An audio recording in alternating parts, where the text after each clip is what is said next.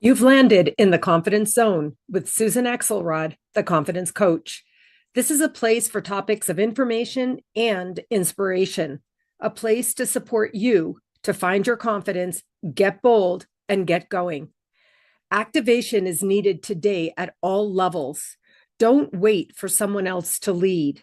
Lead now where you are with what you have. Your energy and enthusiasm matters. Believe it or not, it impacts all of us. Find your confidence, get bold, and get going. Good morning, friends. Susan here. I have been sitting here just reflecting on what happened to me this morning. I titled this video, What Happens When You Get Out Early in the Morning.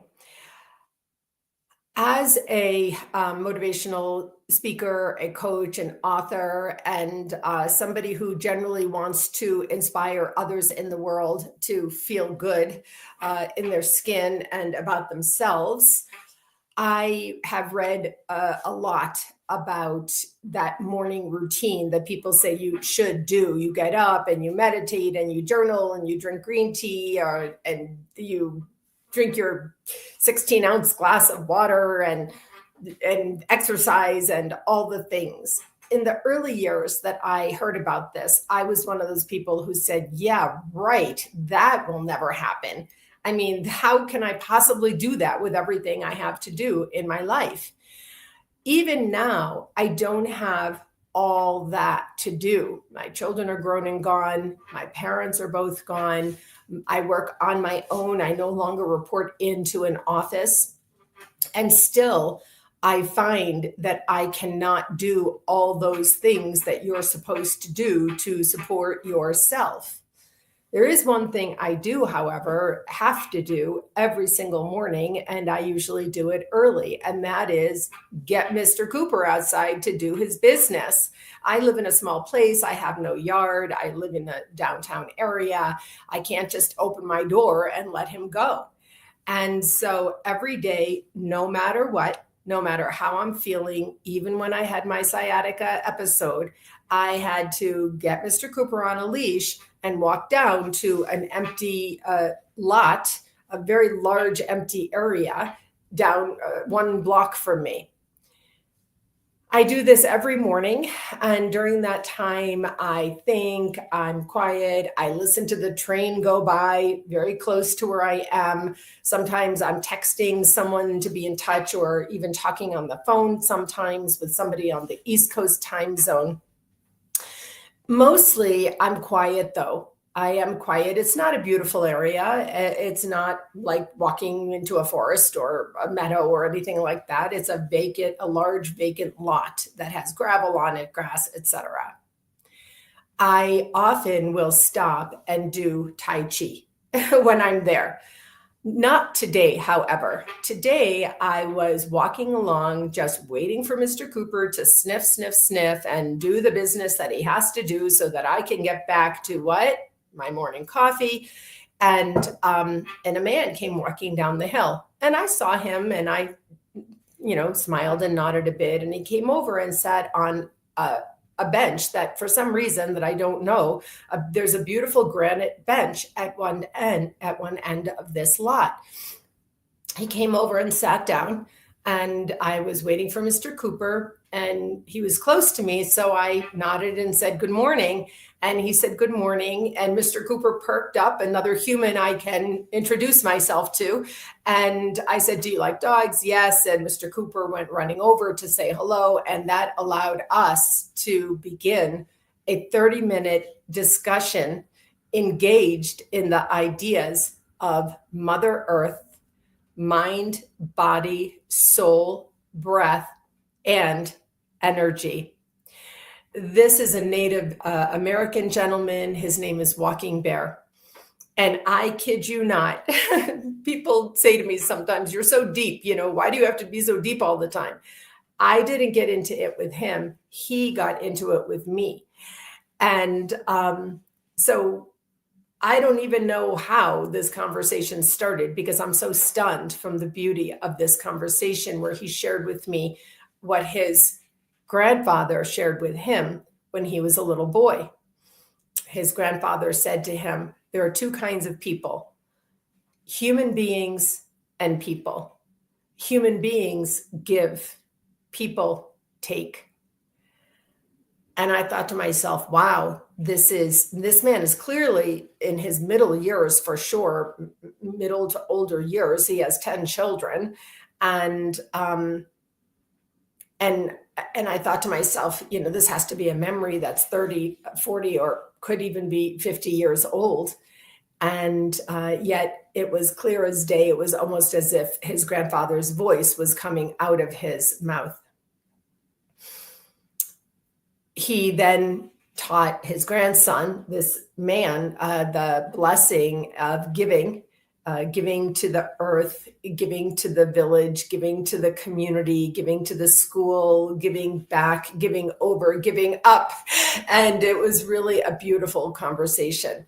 And then he asked me about God, and he's a person of Native American faith where God exists here and within. And then he ended up talking about the mind, body, and soul. And he walked up to me and he put his hand out, and I put my hand out to shake his hand. And he said, this is how most people shake. And he said, this is how we do it. He put his hand down, and I put my hand under his hand. He put it down like this. So I put my hand under, and he said, can you feel the warmth? Of course, I knew he was referring to energy because I'm an energy practitioner. I do Qigong and Tai Chi. I've learned about energy. And I said, in fact, I can. And then he did this.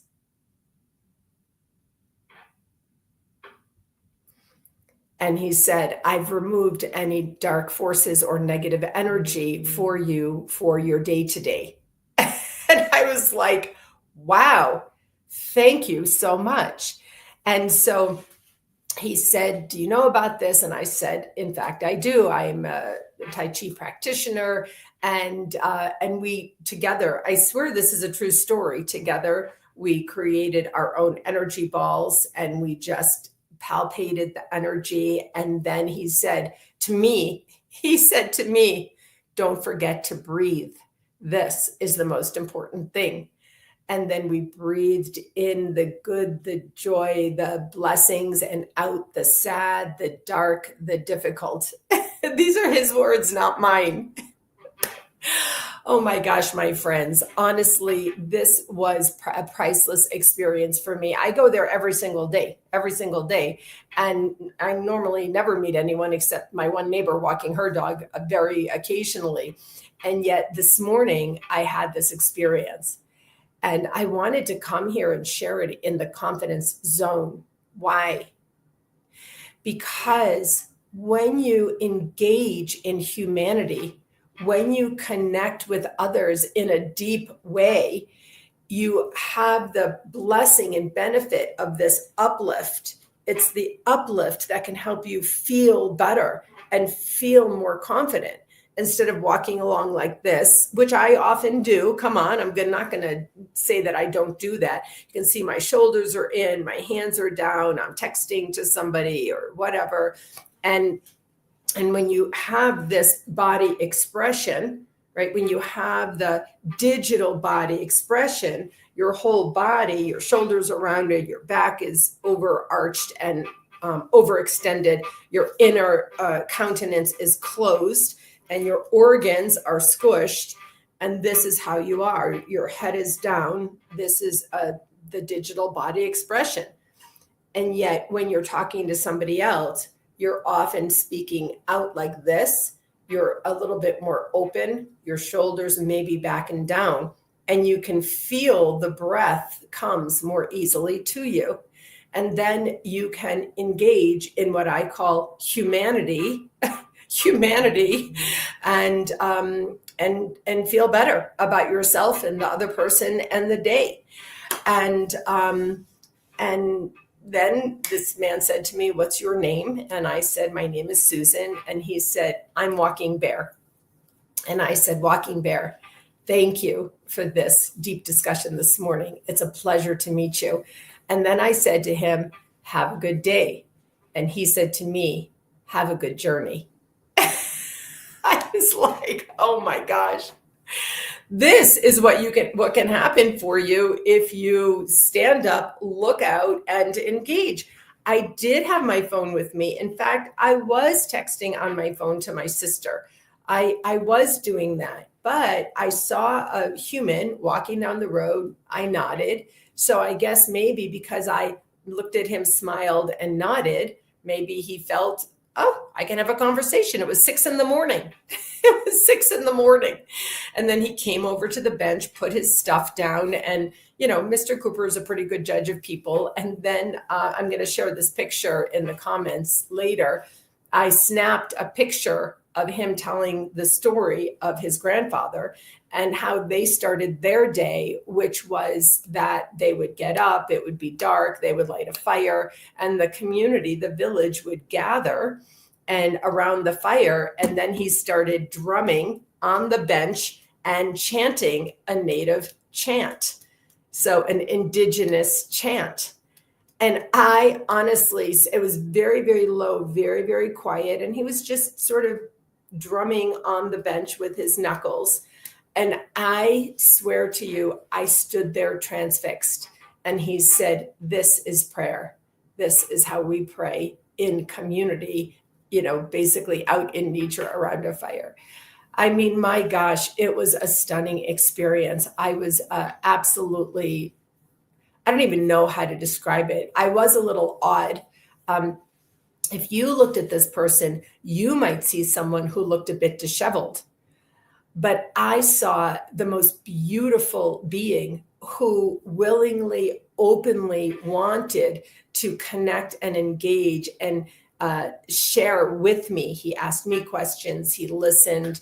And I'm not talking about a minute of, hey, I'm not talking about that. I'm talking about 30 minutes whereby my gym partner is not in town. I'm probably not going to get to the gym this morning. And so I knew I had time, and I just stayed there and I engaged with him. And my day brightened, and my day is going to be better. And I feel great. And I wanted to come and share this with you in the confidence zone, because confidence to you may be out there. You may not be feeling confidence. You may not think that you're confident. You may want to be more confident. And I'm telling you, confidence is in here. And you can access it anytime you want simply by engaging in humanity. If you're in awareness and commitment and open and clear. And yes, that does take breathing. My friends, thank you so much for being here in the confidence zone with me today. I'm wishing you today a good journey.